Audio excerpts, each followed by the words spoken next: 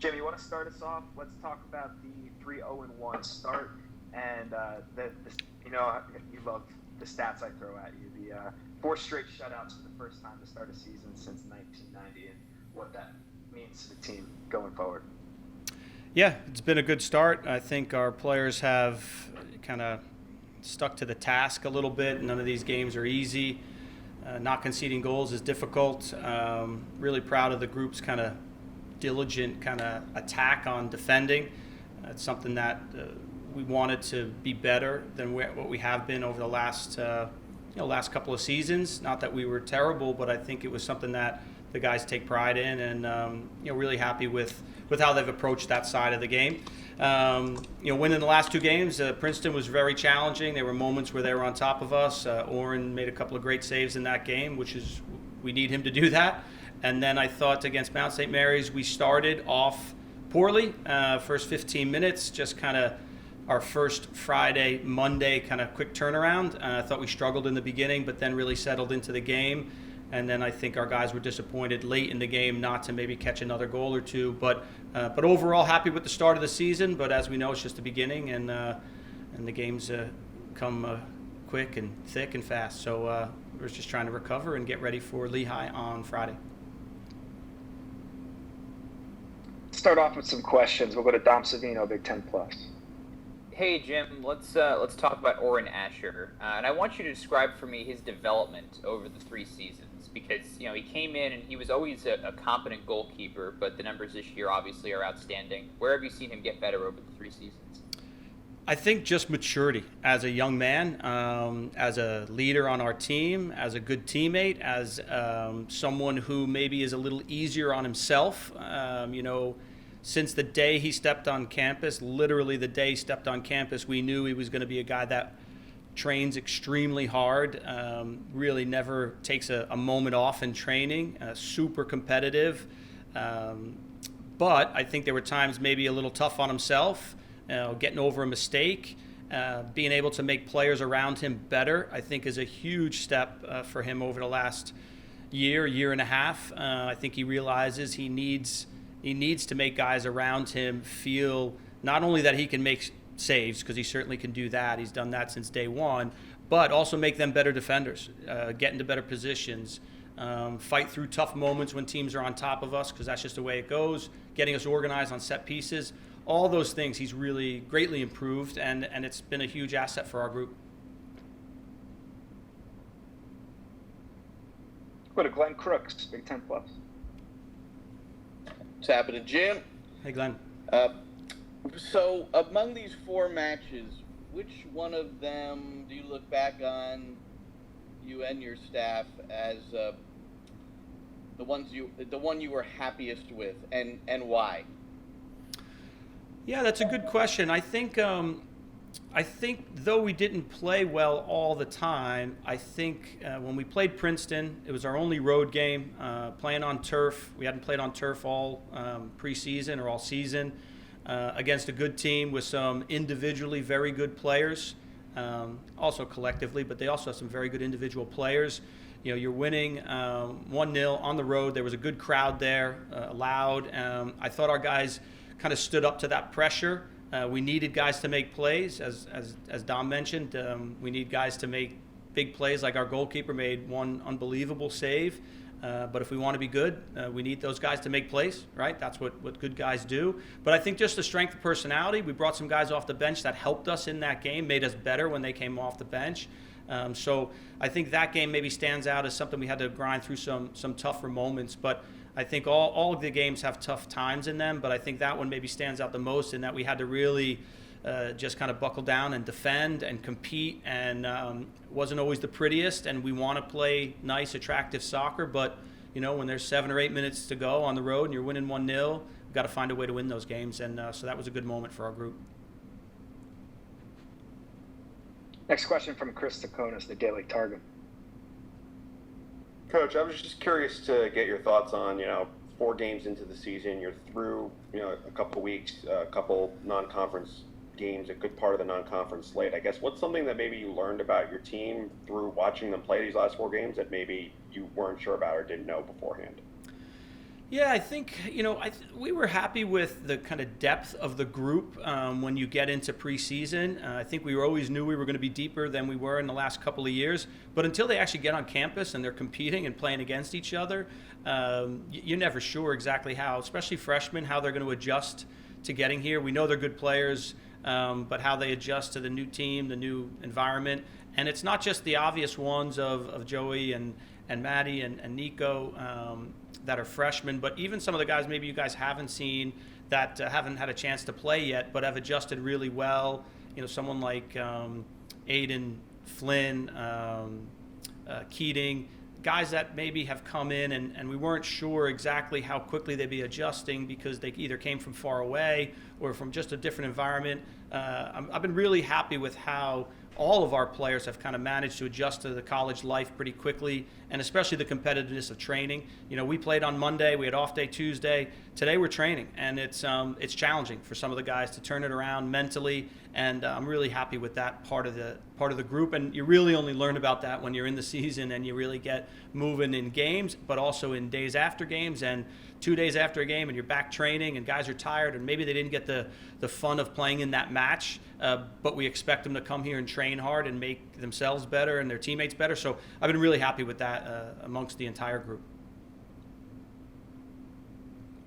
We'll go to Christian Dyer, Big Ten Plus, and the Rutgers Wire on USA Today.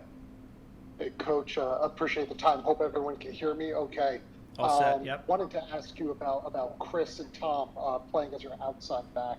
Certainly use them very importantly, overlapping and bringing some width to your attack, but also how you use them in the pressing game as well to condense the field and kind of harry and harass the opposing team's back line. Yeah, they are. They're really important to our group. I think they're similar in some ways and different in other ways, but I think Tommy is turned into one of our biggest leaders on our team. He's worked extremely hard to get ultra fit. Really takes it seriously. I'm really proud of Tommy just as a young guy. Again, I came in and he was already here, so sometimes that's a tough adjustment. He's embraced everything that we've preached to him and done a lot of this stuff on his own to make himself a better player. He's had a huge impact so far in our season on the field, but also in the locker room. I think Chris is a bit of a quieter guy, but Chris is a phenomenal athlete, kind of a track background at Randolph High School, along with playing with the Red Bulls as a youth academy player, but has been really unfortunate his first 2 years with injuries. Really just kind of separated his shoulder and was out for 6-7 weeks, and then hurt his knee last year just on a kind of a tackle weird play, and was out again for 6 or 7 weeks, almost missed our whole season. So I'm just happy to see him out there playing and enjoying his soccer. He's always super fit, like one of the top fitness guys on our team, but we're even pushing him to take it to another level because I think he can be kind of an elite athlete in the Big Ten. He just can do things that other guys can't do for long periods of time, and it's impressive. So I'm looking forward to him to continue to grow. And then we also have guys like a Nick Cruz, who played every game for us last year in the spring season, got hurt in one of our preseason games. He's not back yet, but I expect him to come in and help us in those positions as well once he gets healthy. So hopefully, he's getting closer, but we're trying to make sure we're doing things the right way for him. But yeah, those two guys have been really important to our team, both sides of the ball, getting forward, but also trying to win balls back in the attacking half of the field. They do a great job. We'll take one more trip around the room if anyone has another one for Jim. We'll start with Dom. Yeah, Jim, you've leaned on 3 freshmen, one at each level of the field over the first 4 matches. Can you give me a thought on each of them, Joey Zielinski, Matthew Acosta, and Nico Rosamilia? Yeah, all been really important to us, all coming from Red Bull. All, again, different positions, as you said. Joey's a super competitive, very athletic kind of defender, but I think he's impressed us since getting here on even being better on the ball than we thought. We always thought he was going to be a good player and a good passer, but he's had even more of an impact playing out of the back. We're trying to be smart with a guy like him. He didn't start our last game simply just to make sure we're not running these guys into the ground. We have all this technology with how much these guys are running. In our game against Temple, when we were down a man, he was close to running 10 miles in that game. So it was something we had to be really careful with. The next game, we just said, let's be smart here. Certainly not because he hasn't played well. He's been one of our best players. So I'm really happy with him. Matty Acosta's fit in well. It's been a little transition for him when he was playing with Red Bull 2. He was playing as an outside back at that, when he was playing up with that Red Bull 2 team. So getting him back in the midfield where he's best for us, and I think best for him too. Very good on the ball, kind of helps set the tempo. We ask him to do a lot in there to keep possession of the ball and also defend in there. He's a feisty guy, so he's made a really good transition. And Nico has really fought his way into a competitive kind of attacking line. We've got some good players up there, returning players, so it hasn't been easy for him to fight his way and get minutes. So he's done a good job. His work rate is off the charts. I know he wants to score goals more than he has, but those will come. He works hard. He makes good runs. He's super competitive. He's a good teammate. So goals will come for him. I'm not worried about that. I'm sure he is, but those three guys have made a great transition for us, and I expect them to continue to have big roles for the group going forward. We'll go to Glenn next. Jim, I know Pablo's played the last couple of matches. I haven't really been able to see how many minutes. So what's his progress? I know he scored a goal, but where is he at in terms of fitness and being fully ready to go for Indiana? Which Yeah, I know is a ways away, but is he ready? Yeah, I'm not there yet, Glenn. At Indiana. I mean, are you kidding me? That's like 3 games away. You're trying to give me a heart attack or what? Jesus, I'm not there. He's in a good spot. I don't mean to focus on Indiana. I'm focused on him. He's in a good spot, Pablo. I think on Friday when we played against Princeton, we pretty much knew we did not want to play him more than maybe 60, 65 minutes, regardless of the score, regardless of how the game was going. That was always the plan for him. In the game against the Mount on Monday, it was a little bit more of hey, let's see how he's doing. He played 66 minutes, I think, on Monday. Scored a great goal. Those are the things we've tried to change this year. He had a great season for us last spring, but we played him a little deeper. We're trying to get him a little closer to goal. It's not going to happen all the time, but I think you saw that was better for him on Monday, where he's getting on the end of a cross, finishes it pretty much only like he can do on our team. He's really kind of got some special qualities, but I think he's getting close to being 90 minute fit, but he's done really well. He's been diligent on getting back. He had a little muscle injury at the beginning, trying to take care of him, but I think he's in a good spot. If he needed to play 90 minutes, he could for sure. One more from Chris. Yeah, Coach, you talked about, these freshmen like Nico Rosamilia, Matthew Acosta, Joey Zielinski, and, in past years, guys like Jackson Temple have come in and, really hit the ground running. And one common theme with a lot of these guys that they were recruited out of MLS academies and in some cases play at the USL level. I guess, what impact do you think having that academy professional experience has had on their ability to, acclimate to the Big Ten level so quickly? Yeah, I think it's just the ability to acclimate to new environments, whether it's a Big Ten or at a pro level, whatever. I think they have that experience of show up, train hard, control what you can control. Coaches are going to make decisions. That's out of your control. Compete hard every day. They understand that they can't always use their athleticism to maybe outplay somebody. Sometimes they can.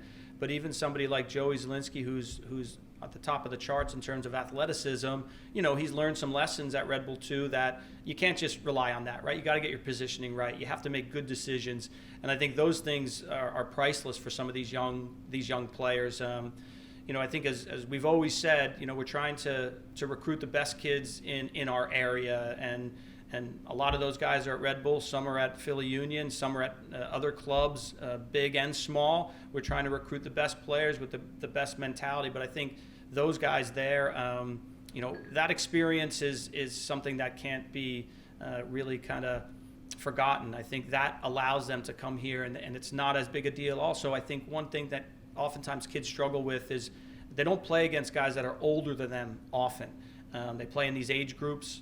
Some of the best players do, But I think those guys now have played against 28, 29-year-old guys this past summer. So coming in here and playing against a 23-year-old senior, or now we've got a lot of these grad students that are 24 years old, it's not that big of a deal. They've been through that. They know how to manage it. And again, be smart and not only rely on their technical ability and athletic ability, but they've got to use their brains a little bit to solve these things. So I think it's a huge asset for them and for any of these players that are getting tested where they're not always feeling like they're the best player on the team. It's a good thing for them.